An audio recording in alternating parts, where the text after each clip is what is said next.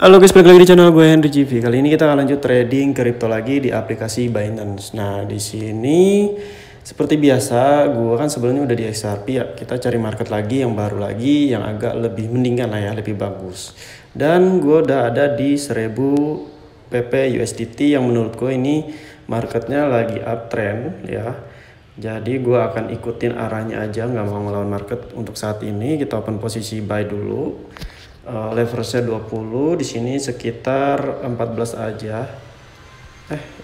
15 ya. Oke, 15% kita ke atas open posisi buy. Kita cek hasilnya di sini.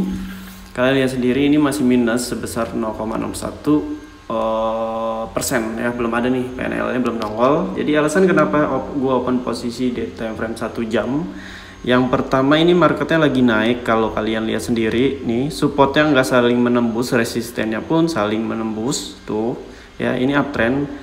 Kenapa gue bisa bilang ini uptrend juga? Lihat MA nya juga ngebantu juga ngedukung karena di bawah candle terletaknya. Kalau di atas candle beda cerita. Nah tapi ini satu candle ini nih yang masih belum lihat. Nah kalau lihat dari informasi candle konfirmasi di sini gue nemu support atau sinyal kenaikan ke atas. Ini nih yang menurut gue ini juga bisa menjadi pendukungnya yang kuat. Ini sinyal kenaikan, lalu muncul candle hijau yang lemah, tapi di sini muncul candle merah yang lemah, sangat lemah. Jadi berarti di sini sinyal kenaikannya itu lebih kuat dibanding candle merah. Nah di sini pun jadi candle merah lagi dan nggak bisa melewati support. Jadi di sini menurut gue prediksi gue ini akan kuat lebih naik ke atas, naik lagi lah. Nah kita lihat kayaknya hijau tadi. Tuh lihat sendiri ya. Di sini naik sebesar 1%, 0,03 dolar, lumayan ya kan, cuma dalam hitungan beberapa menit doang ya. Ini di time frame 1 jam, di time frame 4 jamnya apa kita lihat? Oh ternyata bener di sini sebelumnya ini downtrend yang parah. Tapi di sini ngebentuk pola baru nih di zona nih. Kalau dia memang masih lanjut ke bawah harusnya di sini nih sampai sini dia ke bawah lagi. Ini tapi ngebentuk pola baru keluar dari resisten nih yang ini nih. Downtrend.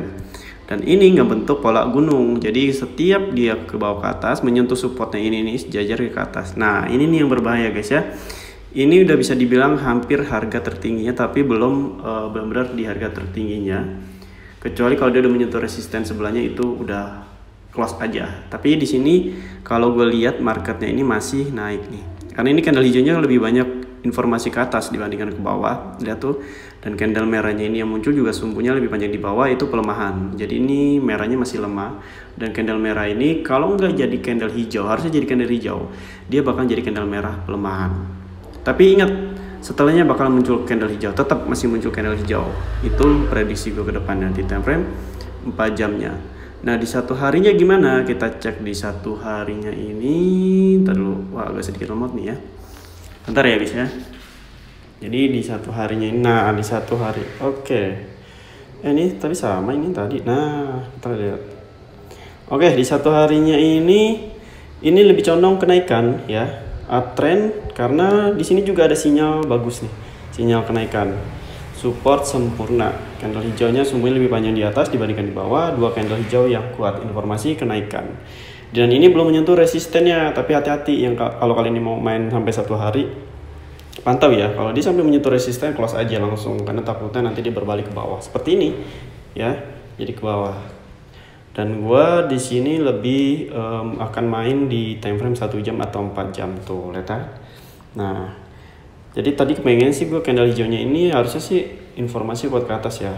Minimal candle merah pelemahan deh, biar nanti muncul candle hijau yang kuat ke atas dan dia bakalan langsung ke atas. Jadi kita bisa profitnya agak lebih besar lagi dibandingkan kalau dia berubah jadi merah ya, maksudnya kalau ini jadi candle hijau pelemahan itu bahaya malah nih, berubah candle hijau pelemahan ini bahaya. Yang penting jangan sampai melewati support deh meskipun dia ke bawah. Nah ini stop lossnya nih guys ya, kalau sampai entar dulu guys, ada motor tuh nggak jelas kan, sorry ya guys ya, agak bersih. Nah kalau nanti ya, kalau dia melewati support ini, kalau nanti dia ngelewatin support ini, itu namanya stop lossnya di sini ya, berarti kalian close aja. Ini mau penurunan, anjlok ke bawah, mungkin sampai sini. Nah kalau ini masih mengikuti pola market sebelumnya nih, ini masih aman. Kalau belum melewati support, kalian gas aja terus. Nggak apa-apa meskipun ini candle merah, itu dipastikan masih kuat naik ke atas ya. Oke, kita akan lanjut nanti lagi pas dia udah profit aja ya guys ya, karena ini belum profit dan ini juga udah profit sebenarnya sih, udah 2%, hampir 3% ya keuntungan kita tuh, 0,07 dolar. Nanti kita lanjut lagi pas dia udah profit dan sampai target profit kita atau take profit kita guys. Karena gue mau lanjut ke trading lain ya, aset lain, yaitu emas, saham, forex, kripto, dan investasi lainnya lagi. Akhirnya di sini kita profit juga, lihat tuh udah $1 lebih dan udah 31%, lumayan ya, dengan modal kecil kita udah untung. Jadi di sini gue akan close aja, jadi gue akan kasih tahu caranya. Kalian bisa setelah sih mau di close atau enggak, mau nunggu gede. Oke, kita cek marketnya. Di sini di time frame 1 jamnya dia naik bener ya. Gue bilang apa? Dia emang lagi bagus, uptrend tuh, supportnya nggak saling menembus, resistensi saling menembus, dan ini candle hijau kuat banget ke atas melewati resisten sebelumnya. Tapi belum ada konfirmasi dia bakalan kuat ya. Ini udah mulai pelemahan nih. Candle hijaunya sumbunya lebih panjang di bawah dibandingkan di atas. Jadi kita harus hati-hati kalian sendiri. Ini di time frame 1 jamnya ya guys ya. Nah, dari MA-nya moving average-nya juga masih di bawah. Ya, letaknya masih di bawah candle. Nanti ketika 3 garis ini semakin melebar, itu biasa semakin kuat dia guys ya. Tapi sayang banget ya informasi candle-nya, lihat nih.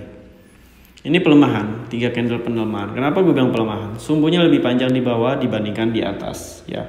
Kecuali kalau sumbunya panjang di atas, yaitu kekuatan arah harga guys. Oke. Kita lihat di time frame 4 jamnya. Di time frame 4 jamnya ini marketnya emang lebih kuat ke atas. Ini kayaknya bakalan menyentuh resisten ini sih ya. Asalkan candle hijau ini yang sedang bergerak ini itu menjadi informasi kenaikan yang kuat, sumbunya lebih panjang di atas dibandingkan ke bawah. Ini beda cerita ya, kalau dia emang sumbunya di bawah, itu bakalan ada konfirmasi lagi, nunggu pastinya. Tapi di time frame 4 jam ini nggak terlalu jelas karena MA-nya moving average-nya itu kadang ada di bawah, kadang ada di atas. Berarti ini menciptakan pola market yang bukan kuat downtrend atau kuat turun, tapi ke gunung ya. Jadi kalau gunung itu yang gue kasih tahu sebelum-sebelumnya yang kita pelajari, kalau dia menyentuh support atau resisten, biasanya dia bakal kedorong atau mantul berbalik arah. Nah, di time frame 1 harinya gimana? Di time frame 1 harinya ini malah lebih dia mau ke bawah downtrend. Awalnya emang kenaikan, kelihatan dari moving average atau MA-nya yang lebar dan terletak di bawah candlestick ya.